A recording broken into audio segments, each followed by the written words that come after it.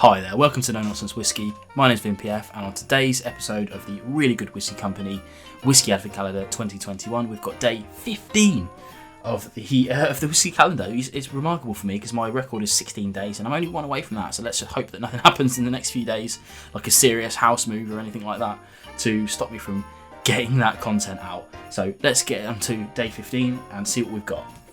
Day 15, because we're doing 25 days. That means we are 3/5 maths fail, 3/5 through. Woo. Okay. Interesting.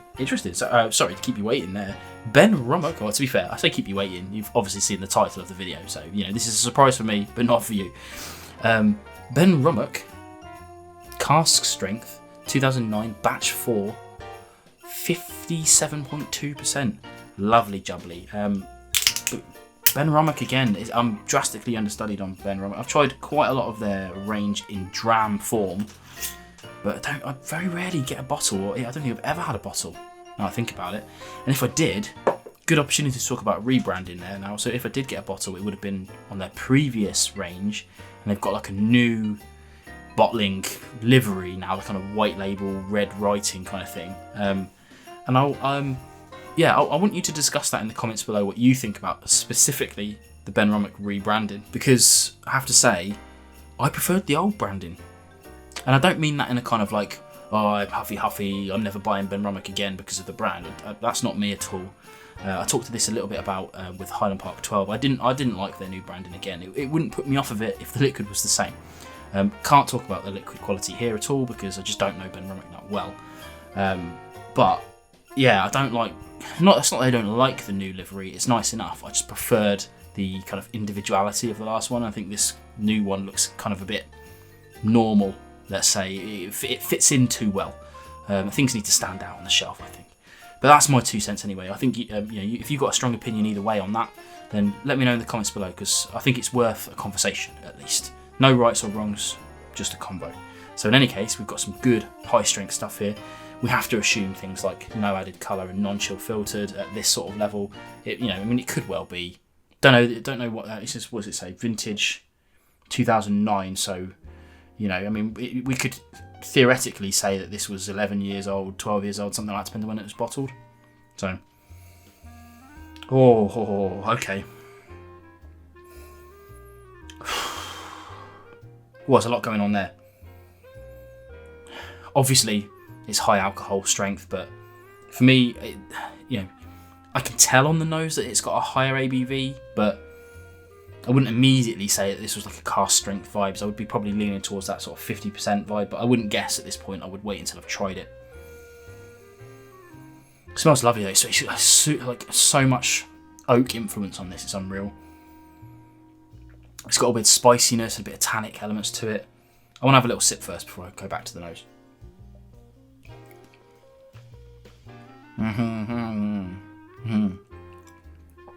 Oh yeah. I mean, there's no denying whatsoever that is like in the high 50s without a doubt. Actually, weirdly, I'm getting some kind of like smoky elements to that would really confuse me on a blind lineup. I don't know what the makeup of this is. I think Benromach used some sherry cask influence as well as obviously some ex-bourbon. But okay, let's go back to the nose. Yeah, it's kind of like that, that toasted oak. Almost kind of like mezcal-y, sweet, brown, sugary vibes going on. It's not a lot, it's not like a rum influence kind of thing, but it's definitely got those sweeter elements to it. And this weird kind of smoky thing, I think it must be the kind of charred oak, I guess, that's bringing that across, because I don't think there's any peat in this. There's a lot of things I don't know about this. Back to the palate.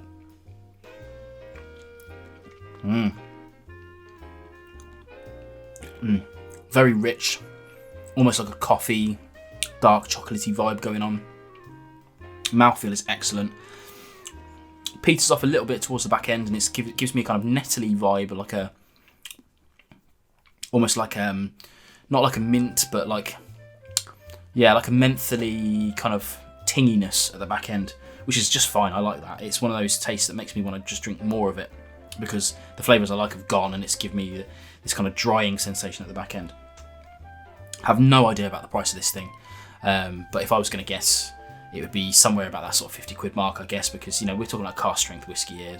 A lot of distilleries who put out their own bottlings, cask strength, no age statement, or at least whatever vintage this is, tend to sit around that sort of price. So I'd be very surprised if it's too much more than that, but you never know. Nice enough, love that sort of thing. Would be very happy with a bottle of this without a doubt. Definitely going to enjoy this dram, which is more than I can say for some of the other ones. Looking at you, Famous Grouse, I don't think I'm going to be drinking that sample anytime soon, I have to admit. So if you're lucky enough to see me in person over the next few months, you might be getting that in your hand. Sorry, not sorry. In any case, I think that's a definite winner for me. Love that high strength stuff. More of that, please. Hopefully there's some more of that in the rest of this box. But again, we're nearly there. We've got 2 more rows to go. Keep joining me. Tomorrow will be almost record-breaking time for me. So make sure you keep on the tube for this, and make sure you hit like if you're enjoying this content. See you tomorrow.